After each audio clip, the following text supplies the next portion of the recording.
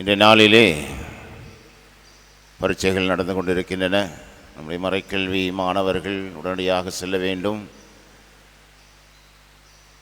ஆசிரியர்கள் மிகவும் அழகாக நன்றாக நம்முடைய பிள்ளைகளை வழிநடத்தியிருக்கின்றார்கள். தியான பாடல் மிகவும் சூப்பர், நன்றாக இருந்தது, பாராட்டுக்கள்.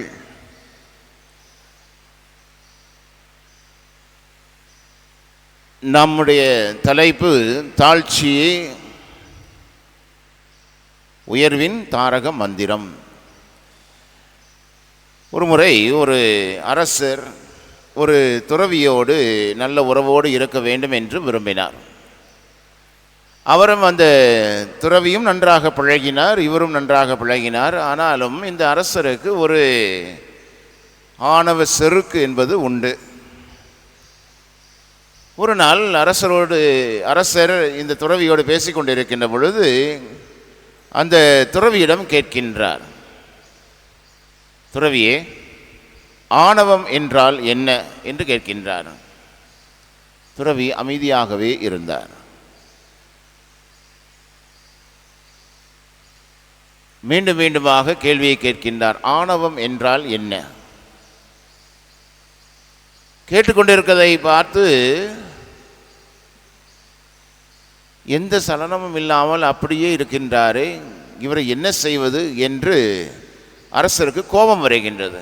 கோபம் தலைக்கு மேல் ஏறுகின்றது. என்ன செய்கின்றார்? தன்னுடைய வாளை உருவி அந்த துறவியை கொல்ல பார்க்கின்றார். அப்பொழுது கையை இப்படி காண்பித்து விட்டு சொல்லுகின்றார், என்ன செய்ய போகிறீர்? உம்மை நான் கொல்லப் போகிறேன். என்னை யார் என்று நினைத்தீர் என்று கேட்கின்றார். இதுதான் ஆணவம் என்று சொல்லி முடிக்கின்றார் அந்த துறவி. நான் யார் என்று நினைக்கின்றீர், நான் யார் என்று நினைக்கின்றீர் என்று யாரிடமாவது நாம் கேள்வி கேட்டோம் என்றால் அது ஆணவ செருக்கு. ஆணவம், செருக்கு, தலைக்கணம் இவையெல்லாம் நமக்கு தலைக்கு ஏறுகின்ற பொழுது நமக்கு அடுத்தவரை மதிக்க வேண்டும் என்ற ஒரு மரியாதை கூட இல்லாமல் நடத்த வேண்டும் என்ற ஒரு மனப்பான்மை நம்மில் உருவாகின்றது. வழக்கமாக பெரிய வெள்ளி அன்று நற்செய்திக்கு முன்வசனமாக நாம் பாடுவது இதுதான், கிறிஸ்து தம்மை தாழ்த்தி சாவை ஏற்கும் அளவிற்கு, அதுவும் சிலுவை சாவையே ஏற்கும் அளவுக்கு கீழ்ப்படிபவரானார். ஆதலால் தாம் கடவுள் அவரை எப்பெயருக்கும் மேலான பெயரை எல்லாருக்கும் மேலாக உயர்த்தினார்.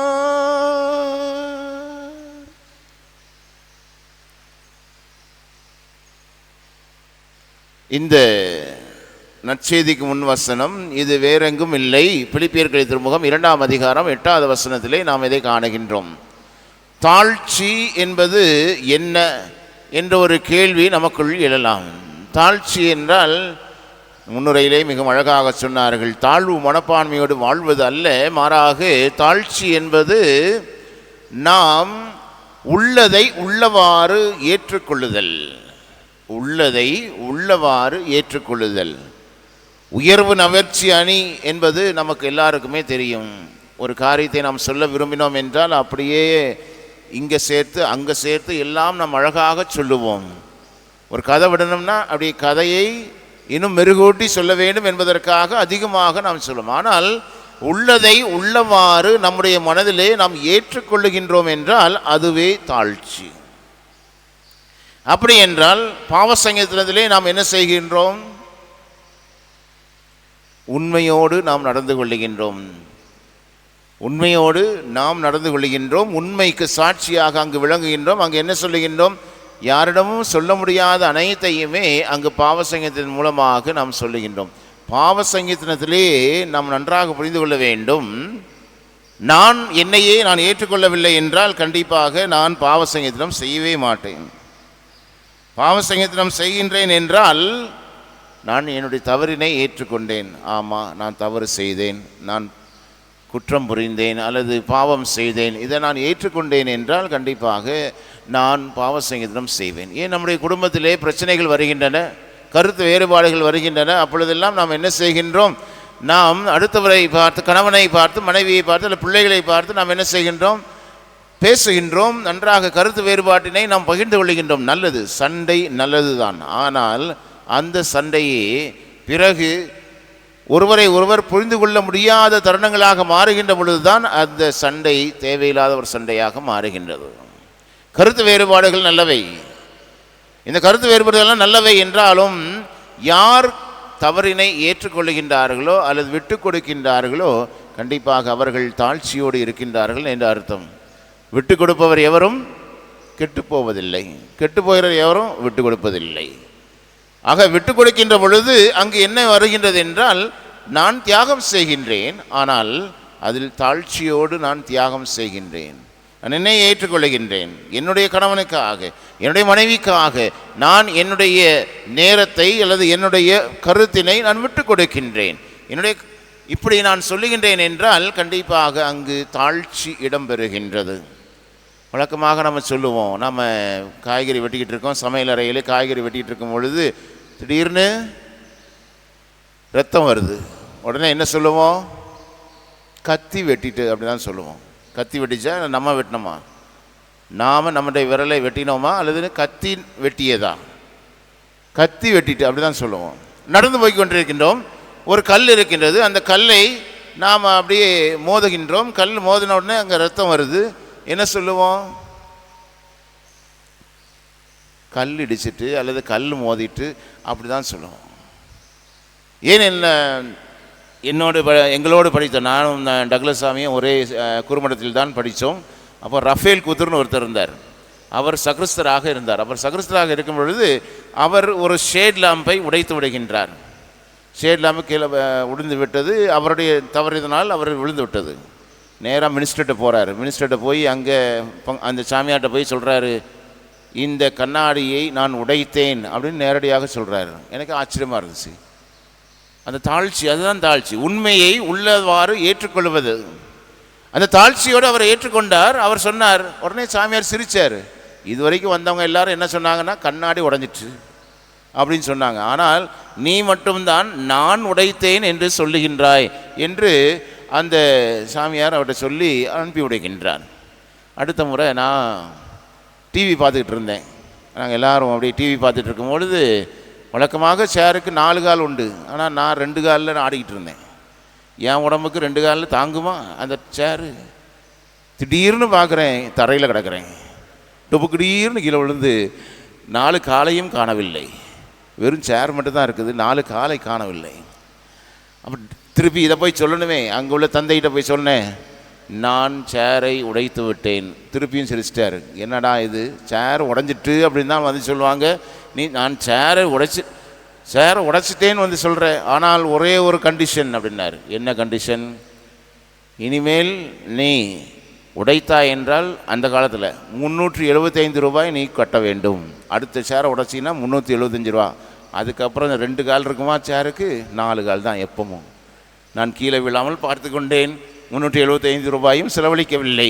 ஆனால் உண்மையை உள்ளவாறு நாம் அந்த நேர்மையோடு நான் என்னை ஏற்றுக்கொண்டேன் என்றால் கண்டிப்பாக அங்கு ஒரு பொய் சொல்லுவதற்கான வாய்ப்பே இல்லாமல் போய்விடும். பொய் சொல்ல என்ன செய்வோம்? ஒரு பொய்யை மறைக்கிறதுக்கு இன்னொரு பொய், 2வது பொய், 3வது பொய், 4வது பொய் என்று பொய்களையாக நாம் அடுக்கி கொண்டிருப்போம். ஆனால் தாழ்ச்சி என்பது இதுதான், உள்ளதை உள்ளவாறு ஏற்றுக்கொள்ளுதல். ஆமாம் நான் தான் செய்தேன், நான் தான் தவறு செய்தேன், ஏற்றுக்கிறோம். ஆனால் இந்த ஈகோ இருக்குல்ல, ஈகோ, இந்த ஆணவம், செருக்கு, இதெல்லாம் என்ன செய்யும் என்றால் நம்மை ஏற்க விடாது. டிஃபென்ஸ் மெக்கானிசம் என்ன செய்யும் என்றால், நீ செஞ்சியா, தவற செஞ்சியா? நான் செய்யவே இல்லை. முதல் எடுத்தோடனே பதில் இதுதான் வரும், நான் செய்யவே இல்லை. ஆனால் என்று நம்முடைய தவறுகளை நாம் ஏற்றுக்கொள்கின்றோமோ அன்று உண்மையிலேயே நம்முடைய வாழ்வு வளம் பெறும்.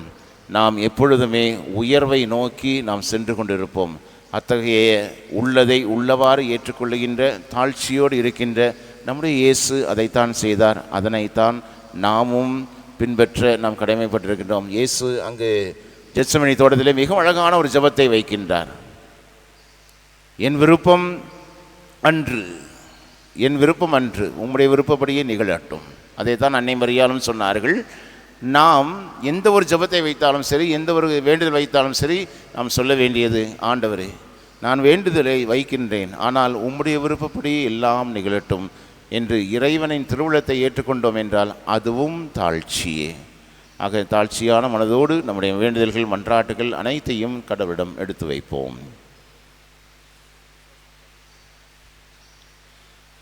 நம்பிக்கையாளர் மன்றாட்டுக்காக அனைவரும் எழுந்து நிற்போம். கேளுங்கள் கொடுக்கப்படும், தேடுங்கள் கண்டறிவீர்கள், தட்டுங்கள் திறக்கப்படும் என்று சொன்ன அந்த நம்முடைய இயேசு நாம் வேண்ட வேண்டும் என்று விரும்புகின்றார். நாம் மன்றாட்டுகளை அவரிடம் கொடுக்க வேண்டும் என்று விரும்புகின்றார். அந்த மன்றாட்டுகளும் இப்பொழுது மறைக்கல்வி மாணவ மாணவியரோடு இணைந்து நாமும் தெரிவிப்போம்.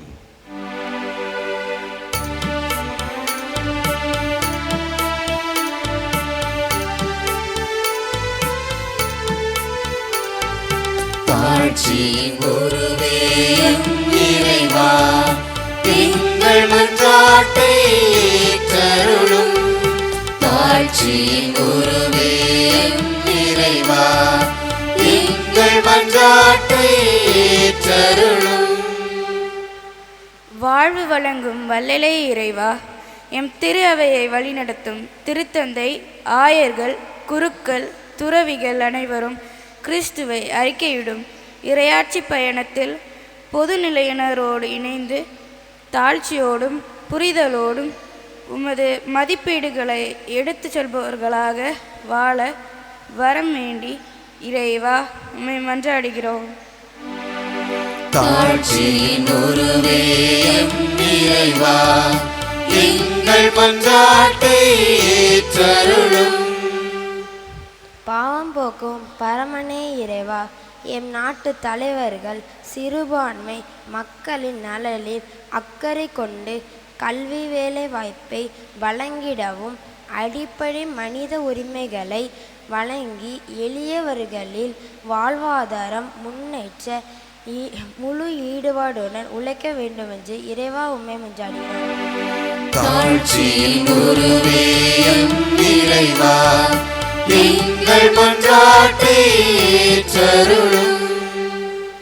பொறுமையின் நாயகனே இறைவா, கடவுள் தன்மையில் விளங்கிய உம்மிடம் காணப்பட்ட தாழ்ச்சியை எம் உள்ளத்தில் விதையாக ஊன்றி இப்புவியில் இறையாட்சி மலர புது வாழ்வை நோக்கி புத்துயிர் துடிப்புடன் செயலாற்ற மனவலிமையை தந்திட வேண்டி இறைவா உம்மை மன்றாடுகிறோம்.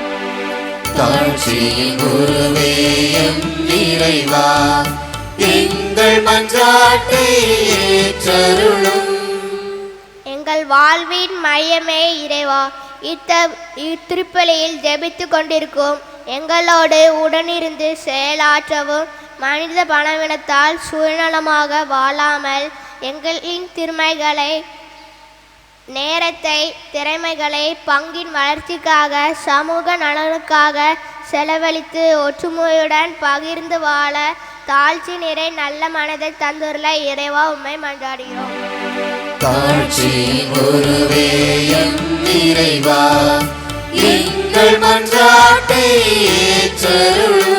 வழிகாட்டும் இறைவா, இன்றைய நாளை சிறப்பிக்கும் ஞாயிறு மறைக்கல்வி ஆசிரியர்கள் மாணவர்களை நிறைவாக ஆசீர்வதித்திடும். மாணவ செல்வங்கள் தாங்கள் கேட்ட இறை செய்திகளை உள்வாங்கி தியானித்து கிறிஸ்துவ ஆளுமை